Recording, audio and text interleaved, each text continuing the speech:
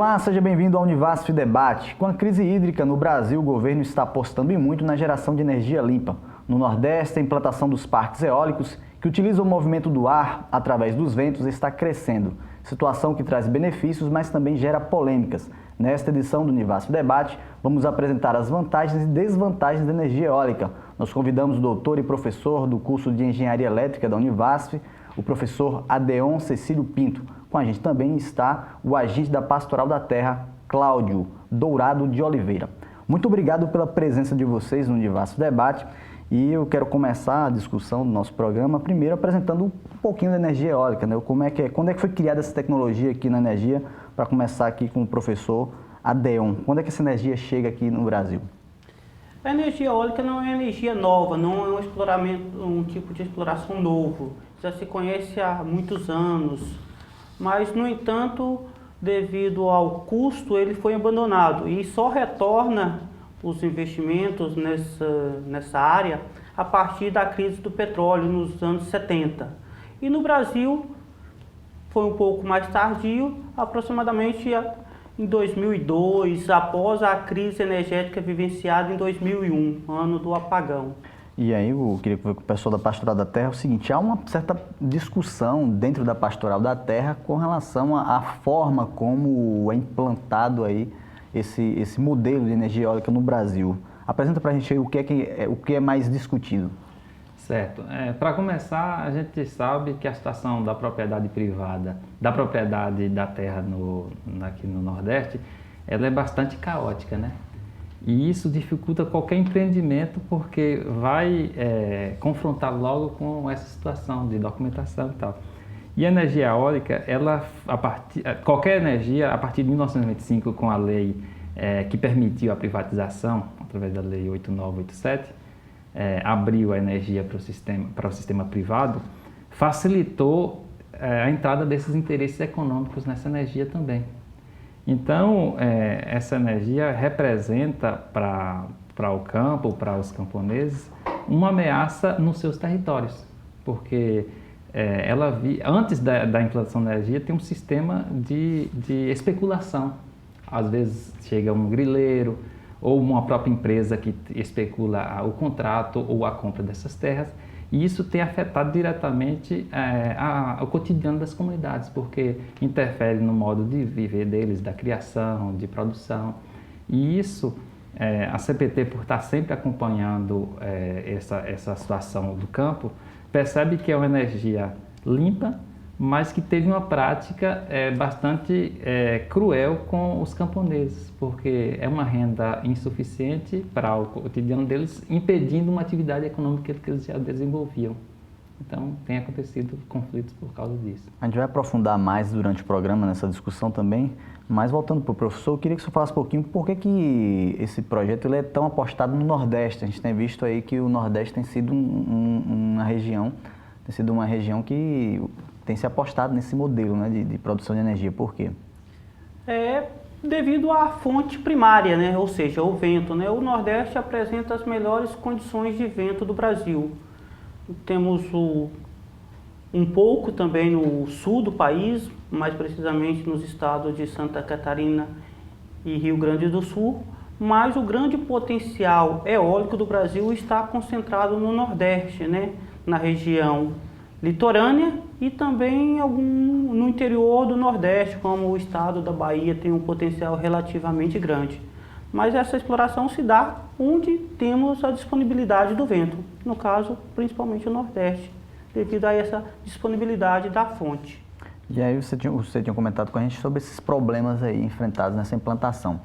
Queria aprofundar mais com relação ao sentido do problema social. Você disse que há uma possibilidade das terras investirem mais, os camponeses investirem mais em outro modelo de produção da terra.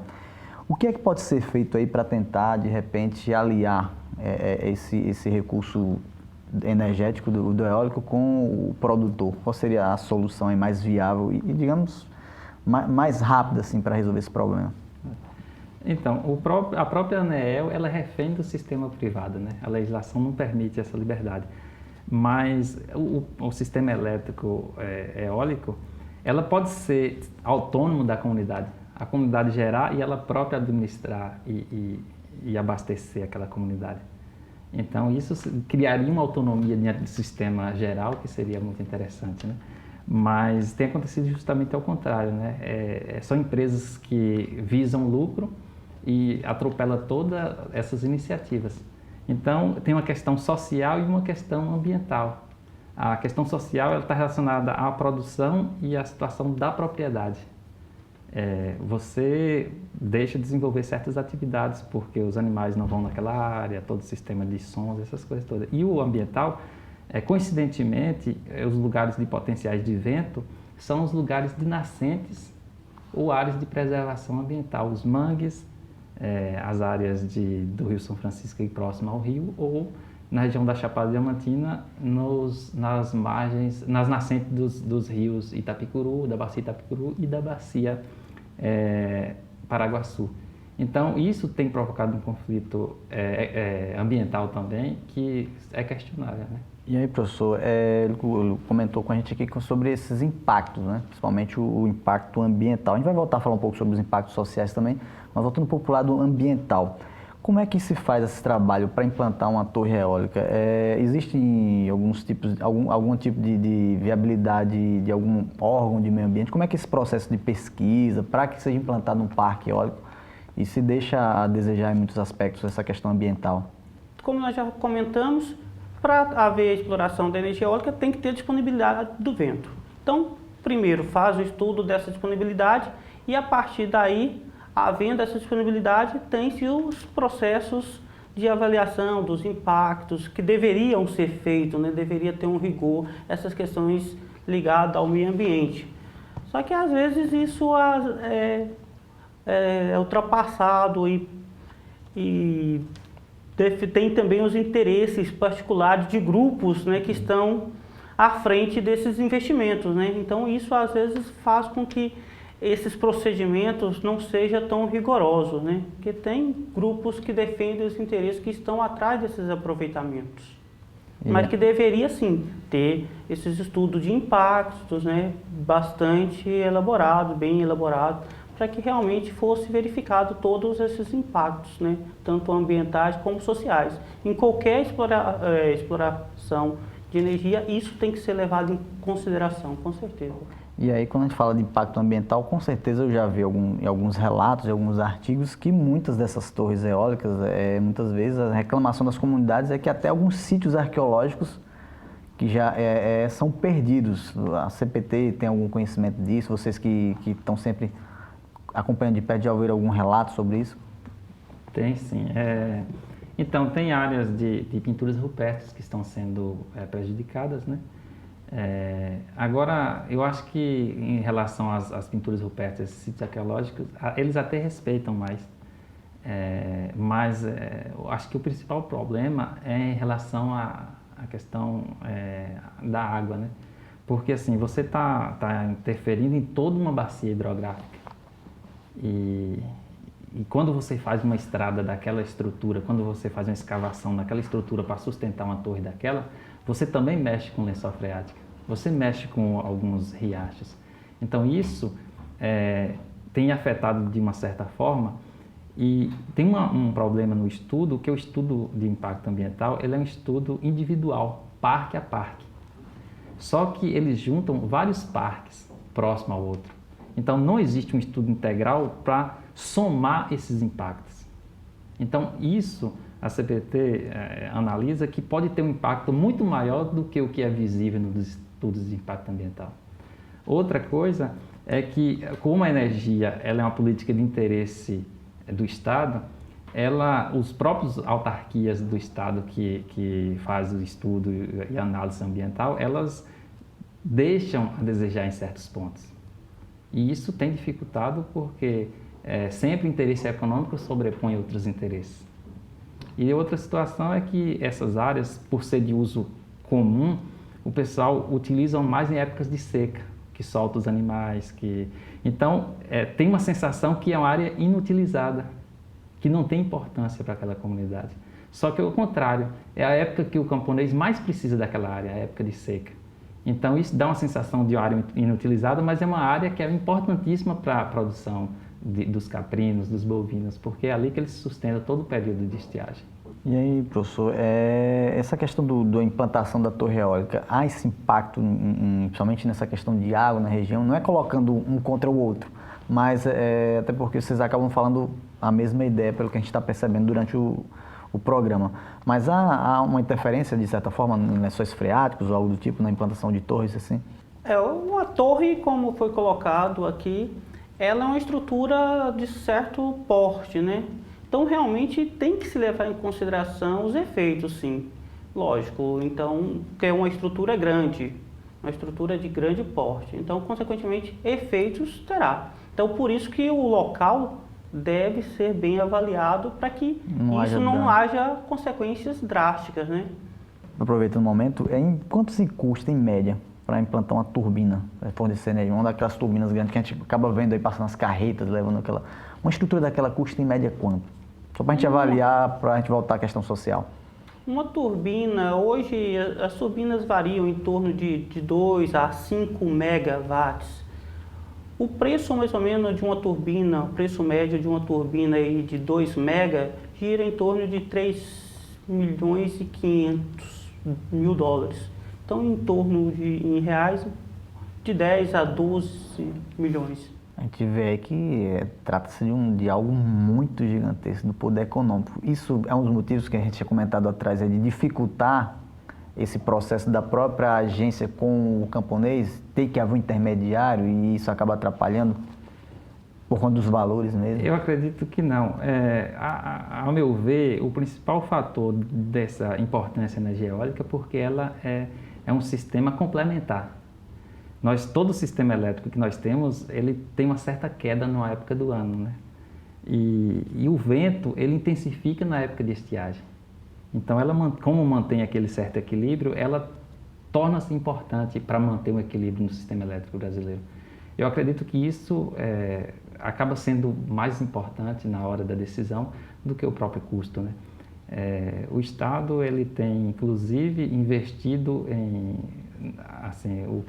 a própria empresa que implanta o parque, ela tem recebido dinheiro à medida que não faz a linha de transmissão, porque o Estado compromete em fazer a transmissão da energia até certo prazo. Como não consegue cumprir esse prazo, o Estado passa a pagar por aquela energia não gerada. Ou seja, então, onera o próprio orçamento, o custo público, o próprio orçamento público para manter uma estrutura privada ali. Então, eu acho que o Estado ele não leva em conta tanto esses custos econômicos. Ou seja, poderia haver um outro modelo, é o que eu estou entendendo, já que você tem como bancar esses intermediários, haveria um modelo mais eficiente, seria isso? Não, a questão é porque o parque ele é implantado por fases. Você primeiro implanta o parque, todo o sistema, as torres, as turbinas, depois você faz uma linha de transmissão interligada com a linha de transmissão existente da energia elétrica. Você interliga com o sistema já existente. E aí o Estado favoreceu demais a implantação do parque, só que atrasou no processo de transmissão. Só que existe um contrato entre a empresa e o Estado que, a partir de data tal, se não tivesse gerando energia, gerando lucro para a empresa, o Estado iria cobrir esse custo. Então, quase todos os parques da Bahia continuam pagando às empresas por uma energia que não está sendo gerada porque não tem a linha de transmissão ainda para conduzir para a rede geral que nós temos. Isso acontece em outros países também, professor? Assim, que a gente sabe que o modelo, às vezes, o brasileiro foi implantado alguns modelos no exterior, né? Que eles têm dito que tem dado certo. Como é que é lá fora?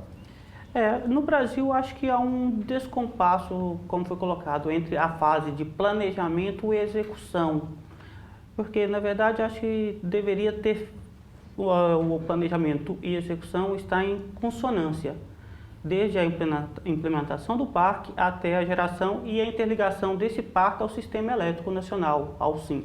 Mas isso, às vezes, não acontece. Às vezes, como quem é responsável pela construção do parque, normalmente é o setor privado, ele caminha numa velocidade.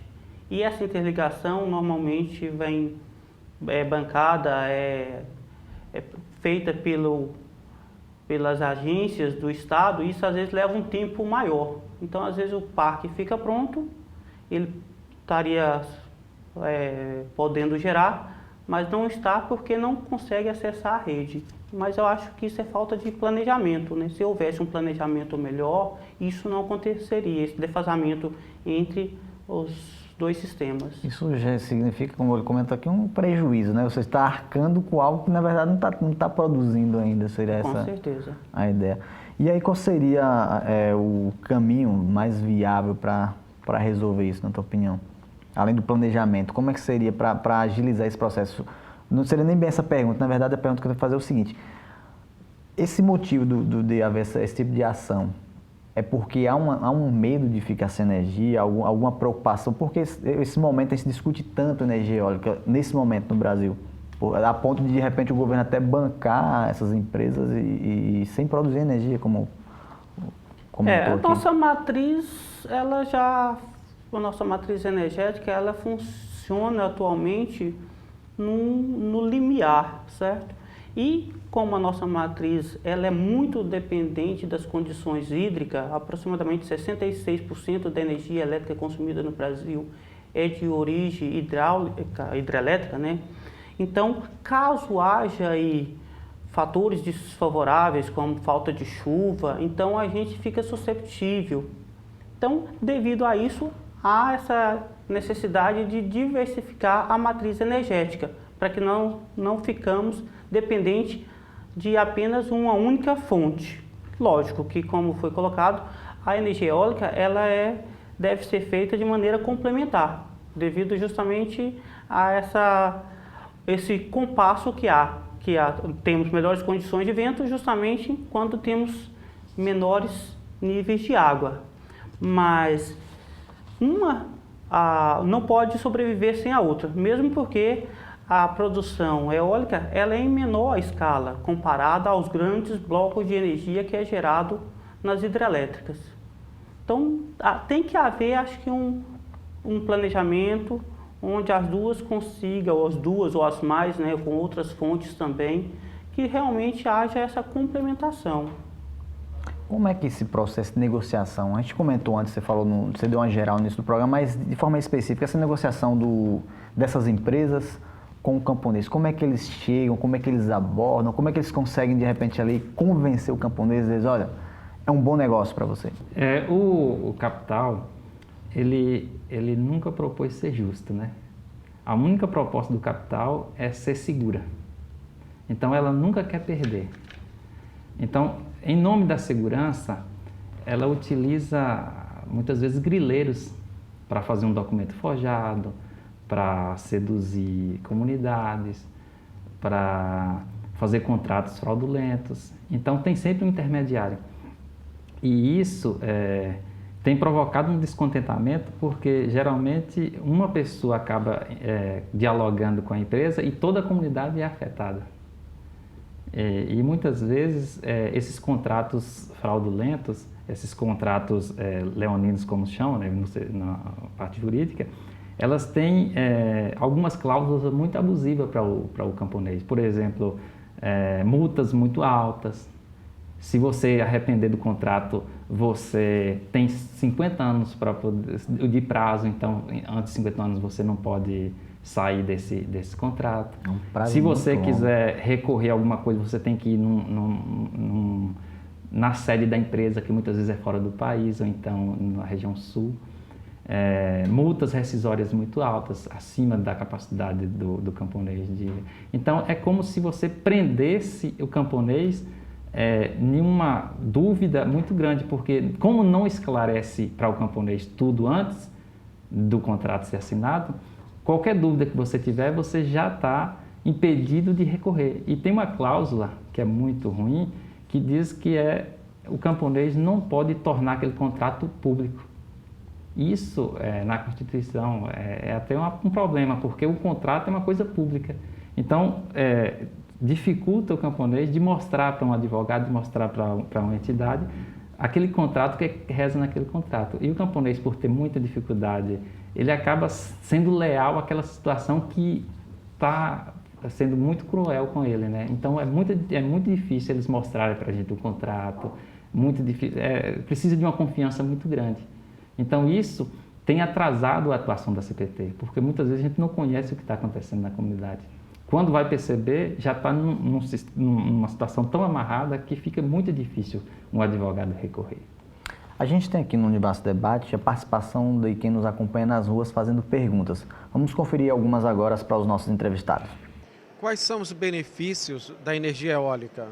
A instalação dos parques eólicos causam quais riscos ao meio ambiente? Como gerar energia limpa sem causar problemas ao meio ambiente? A gente conferiu a participação das pessoas com as perguntas e eu começo já com o professor Adeon sobre essa primeira pergunta aí que a entrevistada fez, que é: quais são os benefícios da energia eólica? A energia eólica é uma energia disponível no vento, então o vento é gratuito, né? Então, um dos benefícios seria esse, a gratuidade. Outro benefício é uma energia que não é tão poluidora. Não existe nenhuma transformação energética que não traga, que não polui, mas ela é uma das fontes de energias que menos polui. Então, ela não produz gases que provocam o efeito estufa. Então, tem outros benefícios. Ela é modular, ou seja, pode ser feita por etapas, né? Construção de turbinas e isso sendo incorporado ao sistema elétrico. Então, isso faz com que ela possa ser investida de forma fragmentada. Então, faz dela bem factível, né? E a outra pergunta: a instalação dos parques eólicos causam quais riscos ao meio ambiente? Você já tinha comentado aqui no início do programa, mas de repente tem alguma coisa que você queira acrescentar? Ela é uma energia, comparada às outras, mais limpa, né? Só que ela tem todos aqueles problemas que eu tinha falado antes. E tem uma coisa que a CPT sempre questiona: nós precisamos mesmo de mais energia? Como é que está sendo a energia, utilizada a energia no Brasil? Essa especulação por energia no mundo também, ela tem investido em áreas potenciais e tem trazido consequências, né? Muitas empresas saem do Japão, saem de lugares desenvolvidos para ser implantadas nos lugares subdesenvolvidos, porque tem um potencial energético maior e tem mão de obra mais barata. Então, assim, justifica a energia por uma necessidade nacional, mas, na verdade, são interesses econômicos que tem por trás. E aí tem toda uma consequência. Junto com a energia, tem todo o consumo de água nessas indústrias. A indústria do alumínio mesmo gasta muita energia e muita água. Outra coisa, como ela é interligada na rede geral, comunidades próximas à energia, ela não está sendo beneficiada e ela é jogada na rede e muitas vezes beneficia grandes empresas e os consumidores cativos é quem paga o custo maior por isso, né? Porque os consumidores livres, eles conseguem comprar energia por leilões e eles ficam livres de toda a perda na transmissão, aquelas perdas que já existem. E o cativo, ele é quem paga por isso. Então, uma residência paga por tudo isso que é feito, enquanto as grandes empresas acabam sendo beneficiadas. Então, tem toda uma questão em torno da energia no Brasil que precisa ser melhor aprofundada com a sociedade. E essa discussão não está sendo feita. Parece que a gente justifica a geração de energia por uma necessidade e justifica todos os atos, as consequências ambientais, econômicas, sociais. E não é assim, né? A gente tem como economizar, tem como administrar melhor o que já tem como criar sistemas alternativos nas comunidades. Então, poderia pensar outras formas, né? E isso diminuiria o impacto ambiental e também ganharia em termos de produção e consumo. E aí eu já aproveito a pergunta que foi feita ali: como gerar energia limpa sem causar problema ao ambiente? Outras formas, como ele comentou aqui, de repente outras possibilidades de energia também. Quais são as viáveis, além da eólica? Temos energia solar, é uma tendência, né?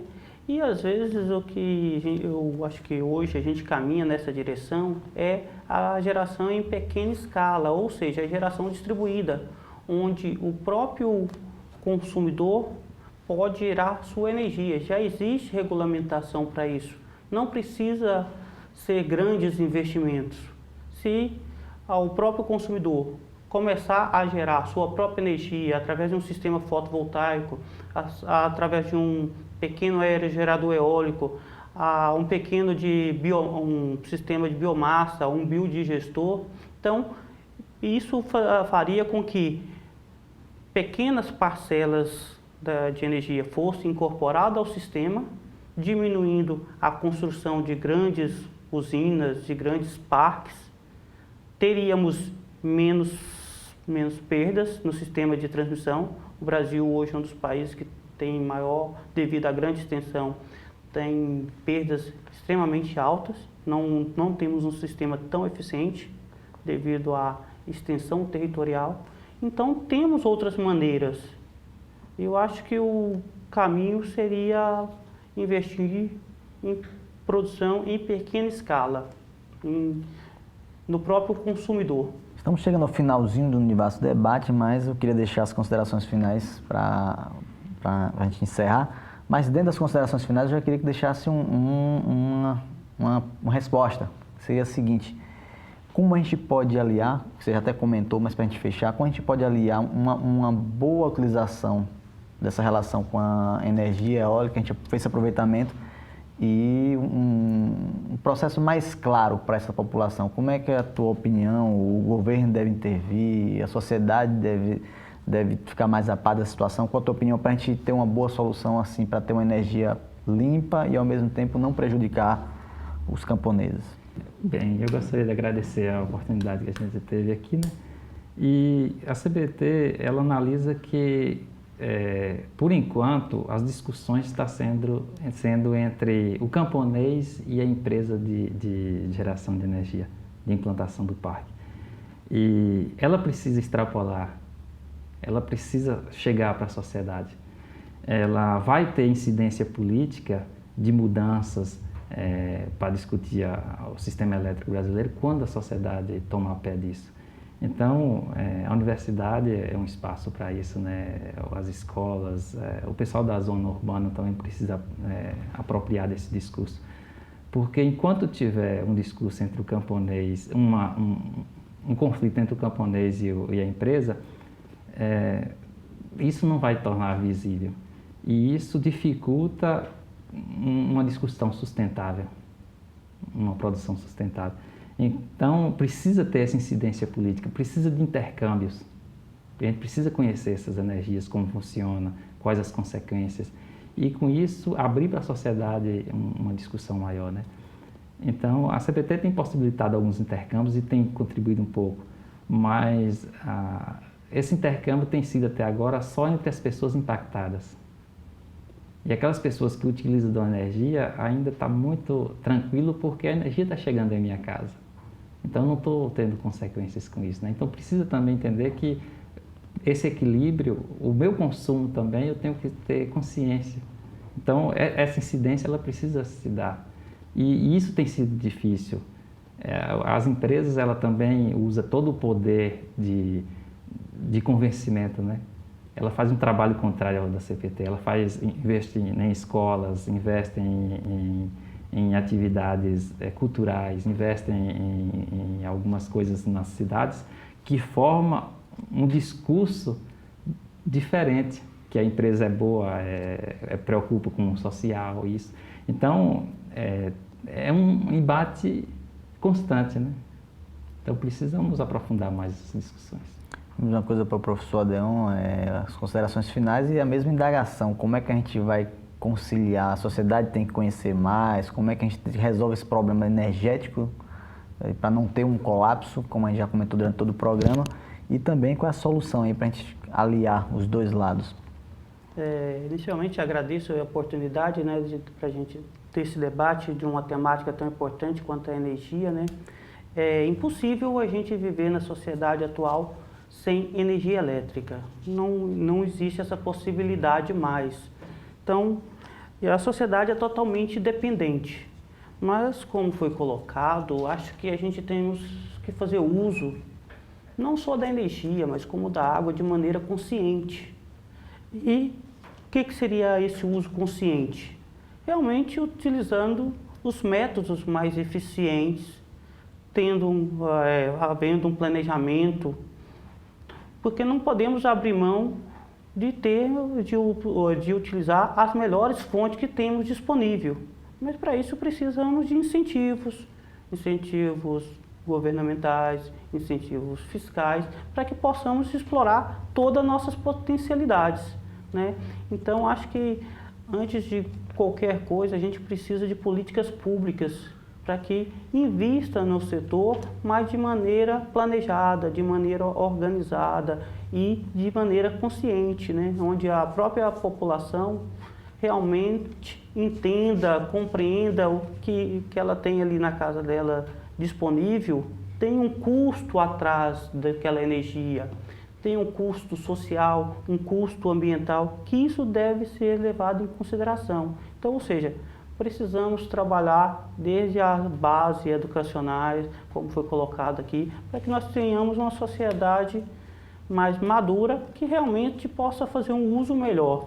Mas eu acho que não podemos abrir mão das melhores condições, ou seja, aproveitar as melhores fontes que nós temos disponível. Muito obrigado pela participação de vocês. O Univasf Debate está chegando ao final, mas muito obrigado por nos acompanhar. Estamos chegando ao finalzinho, mas nos vemos no próximo Univasf Debate.